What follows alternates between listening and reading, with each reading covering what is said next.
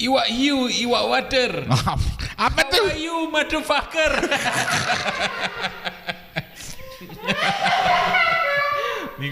minggu lalu apa ya? Minggu lalu apa ya?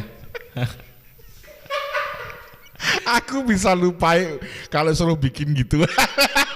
Karena kan kita kan setiap minggu kan setiap tayang kan bikin pantun. Ikan hiu, apa mau iwak hiu, iwak water. I love you, motherfucker.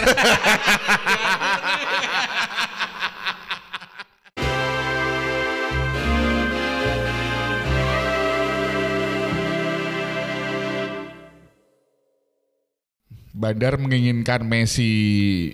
Kebetulan Bandar mengasihani Lionel Messi karena katanya ini kan Piala Dunia terakhir dia nih.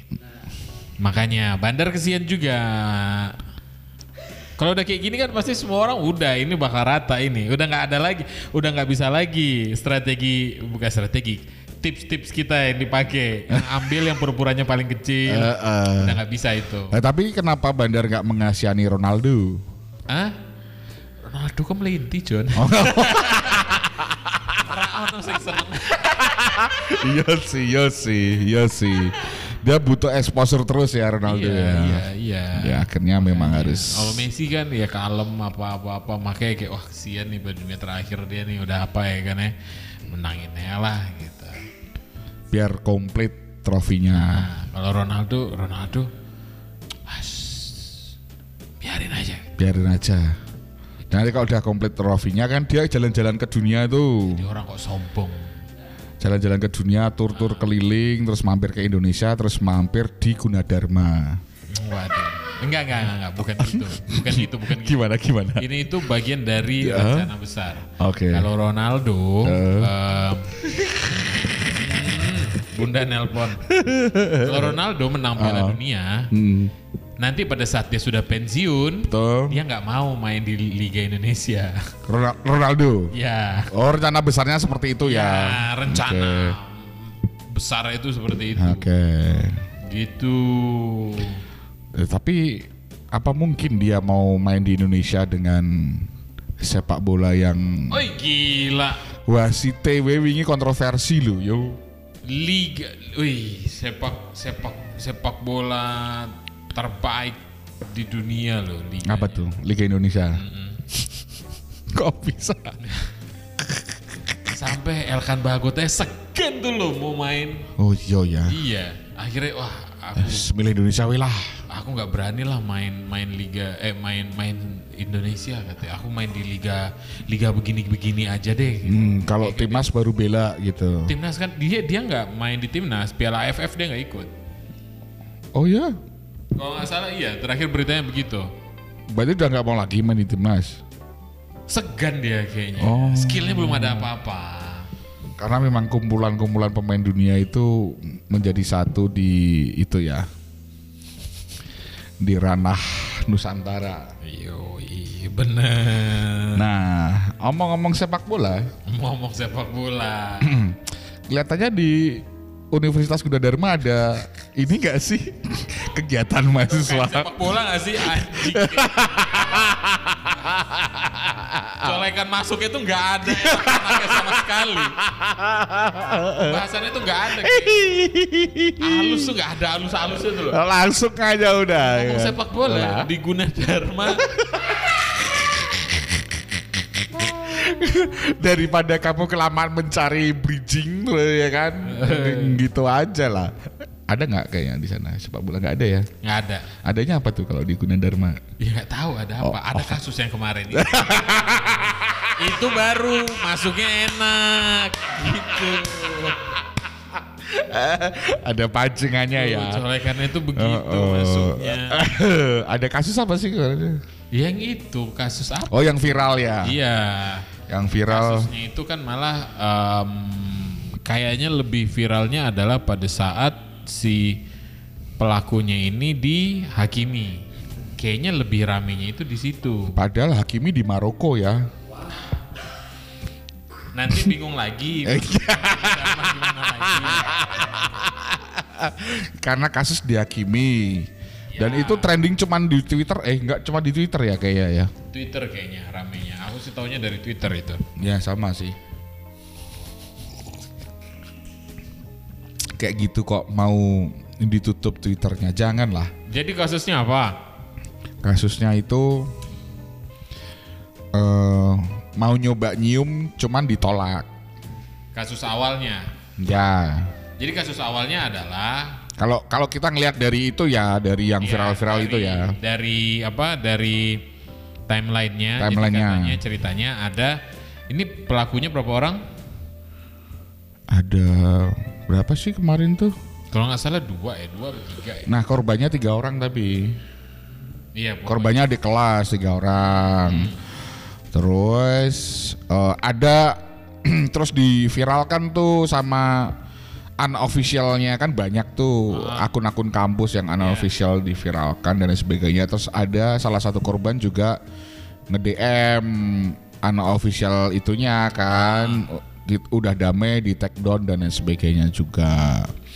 Kasusnya kalau kasus yang kemarin itu katanya dilecehkannya itu mencoba mencium tapi ditolak. Oke, dipaksa ya. Ya dipaksa, ditolak. Mencium secara paksa. Terus karena udah nggak nyaman, cabut tuh. Oke, si korban. Si korban cabut. Nggak ngelapor ke kampus, nggak ngelapor ke polisi. Tapi ngajak teman-temannya yang lain tuh. Oke. Untuk menghakimi. Oke. Gitu. Daripada ini mending dikasih efek jerah dan lain sebagainya. Oke. Ternyata menghakiminya itu luar biasa sekali. Betul. Itu. Yang minum sampai ditelanjangin, sampai diikat di pohon, yes, disiram air got, siram air kencing, diminumin air kencing juga, kayak gitu. Itu salah. Itu salah. Menghakiminya salah. Tapi setuju nggak kalau itu dihakimi? Gini. Ini nih. Cuman karena kita setuju bukan berarti itu benar. Betul. Karena pelaku yang seperti itu lebih baik ya udah diserahkan ke pihak yang berwajib gitu loh. Dibikin delik aduan. Iya, sekalian dibikin. Sekarang kalau emang nah dihakimi seperti itu semuanya. Akhirnya kan ada pro dan kontra di situ. Ya. Yang kontra ini bukan mereka yang kontra ini bukannya mereka membela si pelaku, bukan. Bukan membela pelaku, tapi menyalahkan caranya dari orang-orang yang menghakimi ini, gitu. Tidak ada yang membenarkan tindakan si pelaku ini, nggak ada. Itu salah, udah. Ya. Iya nggak? Lebih baik ya udah dilaporkan, diberikan kepada pihak yang berwajib untuk memprosesnya, gitu. Harusnya begitu. Nah, kecuali nanti setelah dilaporkan tidak ada tindak lanjut atau apa, baru dihakimi. Karena kita kan sudah memberi kesempatan secara legal. Jadi punya alasan lah ya. Iya. Ya kue rak melaku bos. Ya gitu. Rak melaku yo sikat dewi tuh bos. Kita sudah memberi kesempatan loh gitu. Tapi tidak ada tindak lanjut atau apa, ya udah akhirnya kita turun tangan gitu. Toh pada saat pemerintah sudah kita beri kesempatan untuk memperbaiki diri tidak bisa, kita juga boleh kok untuk demo turun ke jalan, ya kan ya. Nah, apa salahnya dengan itu? Begitu menurut aku. Nggak usah dilaporin ya menurut aku. Bener sih nggak usah dilaporin, tapi kita langsung hakimin aja lah. Nah, kelamaan di hakimin di itu. Hakimin dikasih kecoa kayak masukin celananya gitu atau ya elah kecoa masukin celana, dihakimi dari mana sih? Kok naik duyui coro kan dadi abo yo. Ya elah, masih aja ada orang takut sama kecoa kayak begitu. Itu tuh pembawa penyakit banyak loh itu. Atau disuruh apa, berdiri satu kaki selama 2 jam. Mau tau gak hakimi yang ini loh, titiknya dimasukin kunci motor.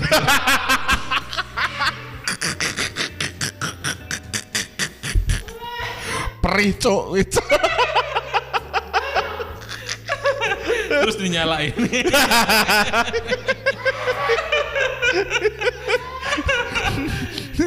Kayak gitu aja udah. Pakai apa? Nggak usah macam-macam. Ya maksudnya sih, ya kan kita tahu paham itu sanksi sosial lah ya. Iya. Kalau itu diadukan juga nanti berujungnya damai. Iya kalau memang tidak mau damai ya jangan damai. Sekarang kayak begini, akhirnya kan ujung-ujungnya katanya damai. Ya. Kenapa? Karena kedua pihak sama-sama salah. Iya nggak? Sekarang kalau misalnya si korban dia bikin laporan, oke? Bikin laporan apa pelecehan seksual, oke? Maju nih, masuk laporan, Zat. Terus tiba-tiba si pelaku dia juga jadi korban dari sebuah tindakan yang tidak menyenangkan. Dia bikin laporan juga, Z, banyak lagi yang ditarik.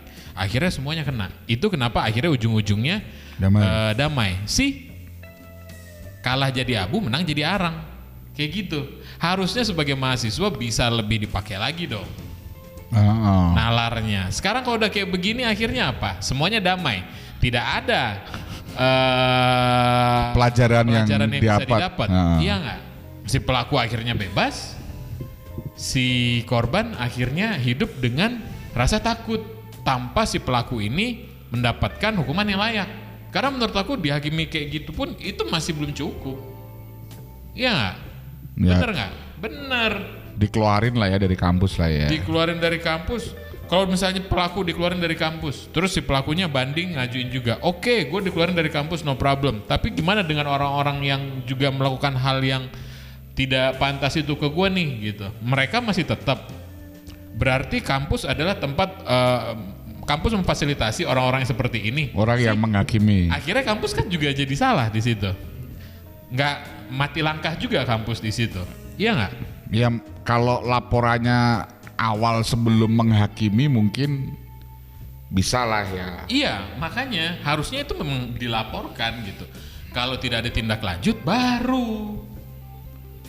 Masih ingat kan ada kejadian begal bisa ngelaporin korbannya karena dia ngebegal korban yang ngelawan, dianya meninggal temennya. Akhirnya dilaporin polisi. Kenapa? Ya karena kan dia juga melakukan hal itu. Akhirnya kan kuat-kuatan lapor. Yang kayak begitu. Makanya memang sebenarnya sangat disayangkan. Dia emang pantas. Makanya aku bilang pro kontranya adalah orang yang kontra ini bukannya membela si pelaku, tidak, tapi tidak membenarkan aja tindakan caranya yang oleh gerombolan ini itu loh. Emang rasanya air kencing gimana ya? Nggak tahu juga ya. Tolong dijawab lah, berarti kan nggak pernah. Mendem-mendemnya aku belum tahu.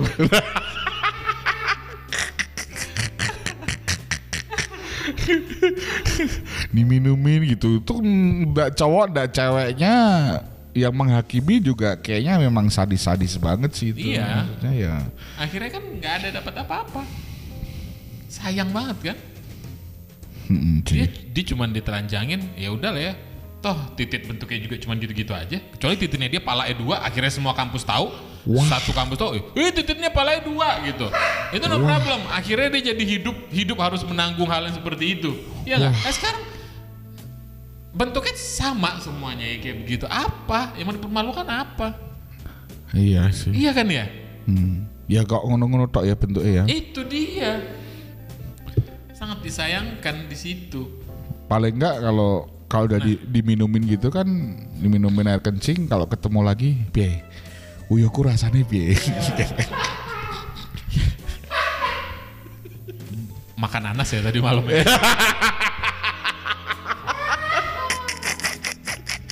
Kayak begitu makanya. Sekarang ya oke, emosi boleh atau apa, cuman alangkah baiknya coba dipikir lagi gitu loh. Ya memang emosi nggak bisa diapa-apain lagi sih, karena mungkin adrenalin rush yang pada saat itu juga ya gitu. Ya sih. Cuman ya lihat nih akhirnya endingnya begini. Damai ya? Damai. Nggak seru nih. Apa? Kayak lebih mending akhirnya.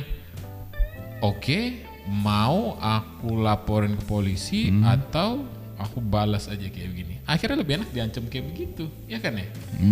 Iya nggak? Endingnya nggak seru, kayak Lesti Kejora sama itu. Aduh. Nggak seru. Masih mau nyari traffic itu tuh. Trafficnya udah hilang deh.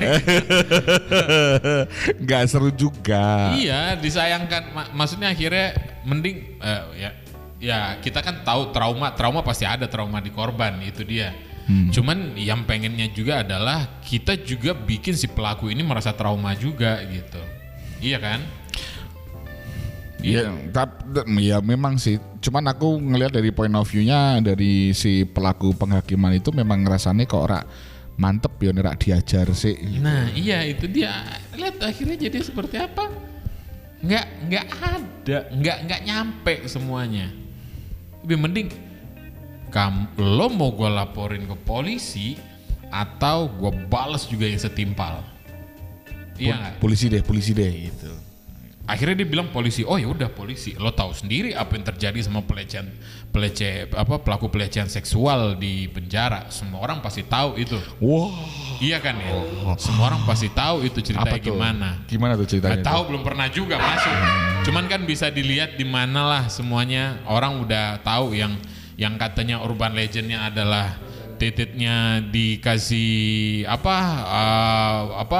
balsam yang paling panas lah gitu, biji disundut rokok lah, yang kayak gitu-gitu. Siapa yang mau? Ya kan ya, pasti dia juga mikir, anjing masuk kantor polisi diproses masuk penjara kayak begitu, jadi orang paling hina lu satu sel gitu. Terus kan pas mandi bareng-bareng tuh suruh ngambil sabun yang jatuh, mati lagi kalau udah kayak begitu. Ambilin dong sabunnya. Selesai nggak tuh? Pasti serem, ya kan ya. Nah makanya akhirnya kan dari situ dia memperhitungkan faktor resikonya semuanya. Anjing gua kalau masuk polisi kayak begini nih. Ya udah deh, terserah deh lo mau apain. Nah, baru tusuk titit ya pakai kunci mata itu. Eye of Sauronnya tuh loh, tempat yang di ujung itu yang kayak begitu tuh loh. Apa itu? Alah, peler itu kan tempat keluar kencing itu masukin kunci. Iya. Biji ikat pakai karet. Bilangin.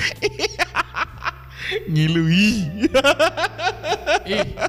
Yang kayak begitu otomatis dia kayak anjing apa yang gue pilih ya? Iya kan yang kayak begitu. Harusnya kayak gitu sih. Iya. Jadi untuk mungkin teman-teman yang tapi memang faktor pentingnya itu kalau memang kita mengalami satu kekerasan atau pelecehan seksual memang harus berani minimal cerita lah ya. Berani ngomong. Jangan buat kamu di luar sana yang jadi pelaku pelecehan seksual, ngomong, jangan takut. Korban. Oh iya korban. Korban kok pelaku. Ya. Pelaku malah ngomong. enak John. Mayan. Korban ngomong, cerita ke teman-teman kamu. Jangan biarkan pelaku itu lolos bebas. Mau apalagi kayak sekarang banyak banget kejadiannya di angkutan umum yang kayak begitu. Itu apalagi ada bapak-bapak yang ngeluarin titiknya di bus yang kayak apa. Aduh, itu serem sih yang kayak gitu sih. Kita aja yang cowok yang punya jus serem, apalagi yang cewek. Coba bayanginnya coba.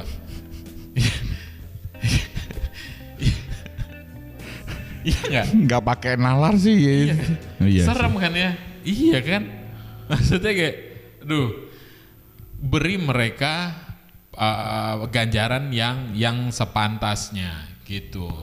Jangan sampai cuman karena kita emosi, ya kan ya, akhirnya apa yang diterima sama mereka itu tidak sebanding dengan apa yang kamu rasakan gitu loh. Kalau aku jadi cewek sih pasti bawa gunting yo.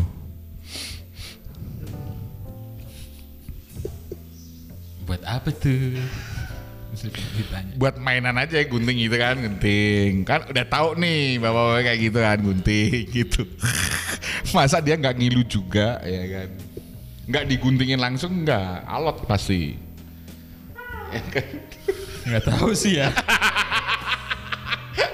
Masalah alot atau enggaknya tergantung rendamannya gimana.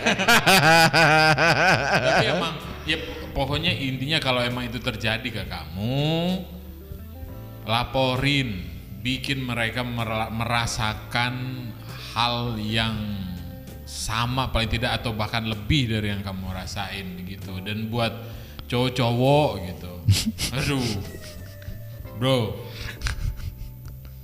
coli kenapa sih? Sampai segitunya ya. Iya, gitu. Teknologi kan sudah ini. Terus informasi keterbukaan sudah bebas lepas tanpa batas. Gitu loh, ya ampun. Modal sabun juga murah. Ya elah. Atau mungkin kan memang itu sudah jadi orientasinya sudah beda kali ya. Kalau ada duit open BO, kalau nggak ada duit coli, apa sih semuanya udah dibikin simpel itu tuh loh. Fasilitas juga udah banyak. Fasilitas apa nih? Kamar mandi dalam. Enggak. Apa? Ya itu tadi teknologi. Oh iya. Nah iya. Terus beli pelicinnya gitu kan, fasilitas sudah banyak tuh tersedia. Tinggal beli apa? Gelas, terus beli spons 2, sarung tangan karet 1, udah beres. Kender TV, ketawa tanpa khawatir.